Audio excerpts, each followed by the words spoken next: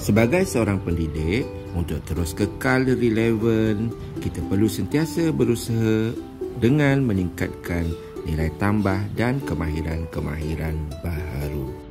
Pada tahun 2024-2025 ini, saya telah terpilih sebagai guru karisma, iaitu karakter inspirasi masyarakat.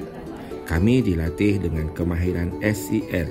Terdapat 4 kali bengkel yang telah melatih kami tentang social emosi learning.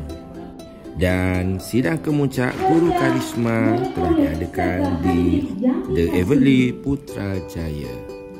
Dengan tema Pendidikan Manusiawi Aspirasi Negara, kami ucapkan selamat datang ke sidang kemuncak Program Guru Karisma 2025. Dan hari ini